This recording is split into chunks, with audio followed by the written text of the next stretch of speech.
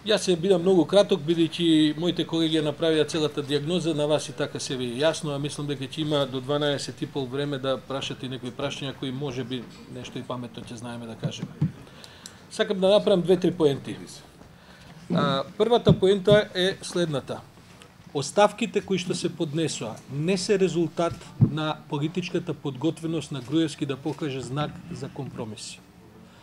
Оставките се директен резултат на притисок заради одредени работи кои што ние не ги знаеме, а се случувале околу Кумановската операција.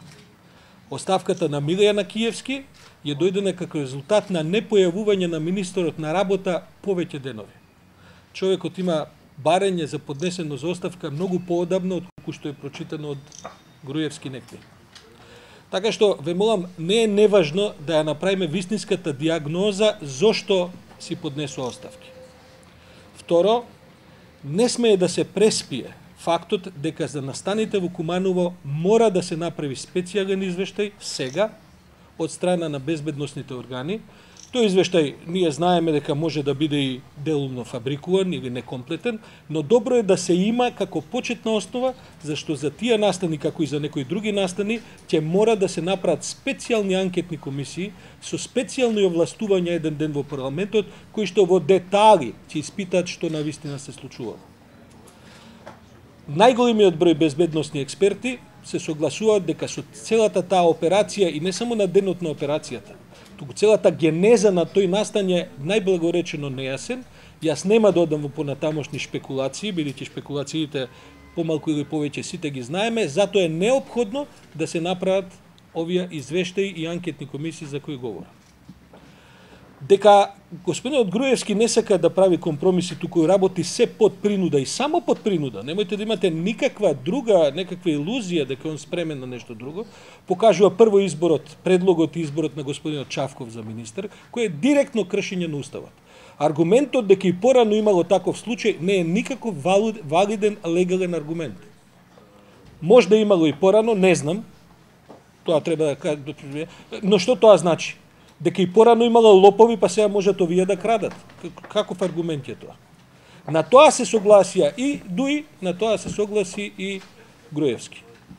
Тоа е едно. И второ, ќе беше коректно, кога веќе си дава оваа министерка прочуена, која ќе остане во книгите да се проучува како што вика Груевски оставка, ќе беше коректно тоа место да не се пополнува, бидејќи премиерот е, меѓу другото, може да биде и министер за внатрешни работи, до моментот доека не се врати некаква опозиција, ако веќе сака да прави компромиси, па да се избере нов министер за внатрешни работи во некој друг политички процес, кој мислам дека нема да земе многу време. Тоа е првите неколку поенти што сакам да ги направам на оваа актуелна работа. Второ, процесот за формирање нова влада е веќе започнат. И тоа е јасно, и тоа е резултат на жестокиот притисок кој го има во македонската јавност и кој што го има Груевски од странците. Знаете како, странците дојдоа до точка, а таа точка не беше уште пред месец-два, не беше дојдено до таму, кога веќе отворено кон Груевски се однесуваат како со нелегитимен автократ на власт. И кај нив заврши периодот кога можеа уште и да бираат еден однос, дека знаете, он е сепак избран, па мораме нешто да бараме учтиво од него. Тоа е завршено. Значи, во меѓународната заедница повеќе нема ни една дилема, и не знам уште колку пати кој се функционер треба да излезе тоа да го каже, јавно, нема повеќе ни една дилема дека оваа влада на чело со Груевски мора да замине. Мислам дека и тоа Груевски го знае.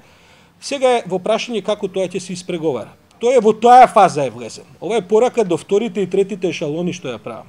Видите, како што спомнав и пред известно време, дури текст пишував. Видите, нема во Куманово да ви гине министер и заменик министер. Во Куманово ќе гинат тие што се испратени во лошо смислени операции. Јас им се воодушевувам на храброста што имаат. Јас морам да ви кажам дека јас ја немам таа храброст. Да влетам како што тие наши луѓе влетаа таму да се расправаат со такви бандити, јас таа храброст ја немам. Ви признавам, ја имам друг тип на храброст и во мојата професија. И јас заради тоа имам големо и симнувам капа на тие луѓе. Но мора да сватат дека се тие жртви на првиот ешалон. И не е само полицајци. Државни секретари, советници, министри, заменици, директори и така натаму. Сега тие се ставени во ситуација да ништат докази, да прават една цела серија на кривични дела за која и јавно ги предупредувам, некој ќе одговара. Нека не ги лажат дека тоа нема да се чуе. Слушнавме се за овие. Дојдовме до момент кога и Мијалков, замислете, митолошката личност, мораше да си оди. Така што оваа порака за вторите, третите, четвртите ешалони, особено за тие кои што држат некакви палки на репресија во своите раце. Тоа може да биде, што ја знам, инспекцијски органи, не само полициски органи, така да внимаваат многу што прават со законот. Овие денови кои што ни предстојат. Прашањето на експертска политичка транзициона влада и така натаму кое што сега ќе се дискутира. Прашањето е многу компликувано и мислам дека нема тој проблем да се заврши со една средба на политичарите. Ни со две, а можда ни со три. Гледате, не е проблемот само да некакви 20 министри си заминат, а на нивно место да дојдат потоа личности кои што ќе имаат експертски или технички квалификации за да преведат Македонија кон едни нормални подемократски времиња за да можеме да направиме нови избори.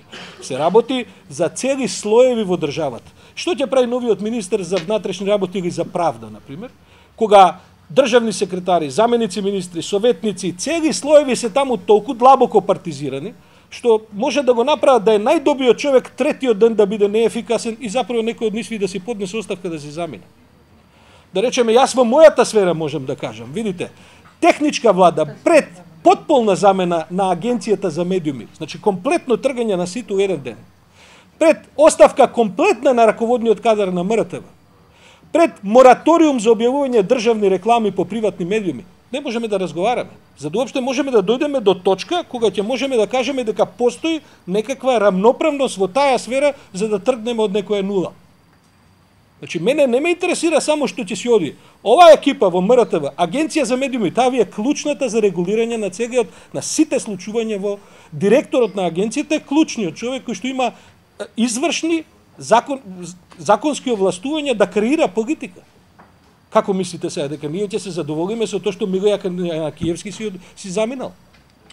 Значи, тој список ќе мора кој да го преговара, тој список ќе мора да биде долг, ќе мора да зафати подлабоко, за да воопшто можеме да дојдеме до ситуација да разговараме за фер плей. Затоа и мислам дека тоа нема да биде едноставно. Откако тоа ќе се разговара, дури и во меѓувреме, ние мораме да започнеме процес на враќање на довербата. Јас предавам на факултет меѓу другото предмет преговори. И постојат разни школи за водење преговори. Ние ја држиме Харвардската школа на универзитетот, јас кај што предавам, кај што го предаваме тоа. Но, пазите, нема преговори без двете страни да имаат минимум доверба. Таа доверба може и да не постои, но има техники како таа доверба се конституира и како се враќа. Овие кои што се странци во процесот, сите тие работи ги знаат перфектно и нема потреба никој да им ги кажува дополнително. Тој процес треба да потрае. Ние мораме да дојдеме до едно ниво на доверба во кое што ќе можеме да бидеме сигурни дека нема тоа што дека договорот нема да биде тоалетна хартија. Оти сега ние разговараме за страни кои што немаат доверба меѓусебно. Мислам дека бидејќи понатаму тврдам и со тоа ќе завршам дека оваа влада на чело со Груевски се уште работи само под притисок и има такви црни сценарија во своите тефтери. Додуше едниот тефтер еве сега отиде, замина со министеркава. Само да ве прашам, мисли ли некој наивен дека господинот Мијалков со фактот дека веќе не е формално шеф на тајните служби, дека ги прекинал сите своји контакти во тајните служби? Да не е преселен само устанот до зградата на пета управа, па од таму да ги води операциите. Значи, сакам да ви кажам... Во Гошнице, да. Сакам да ви кажам, значи, ние мора да покажеме дека ни е доста од наивност. И мислам дека големиот момент кога тоа ќе го покажеме ќе биде 17 мај. Груевски мора да свати дека во оваа држава не се сите членови на општински комитет во Ѓорче Петров, на неговата партија, а дури мислам дека и членовите на тие општински комитети дел од нив ќе бидат на тие протести. Јас сум прилично прононсиран критичар на Груевски. Морам да ви кажам дека многу луѓе со ориентација кон неговата партија ми приоѓаат. Да, примам и многу закани, не сакам никош за тие да говорам и така натаму, но ми приоѓаат многу ВМРО-вци кои што се свесни дека ВМРО не е Груевски, дека ВМРО ќе продолжи да постои како што продолжи да постои после Љупчо Георгиевски. како што СДСМ постои да продолжи да постои после Бранко Црвенковски. И така натаму. Македонија продолжи да постои после Глигоров.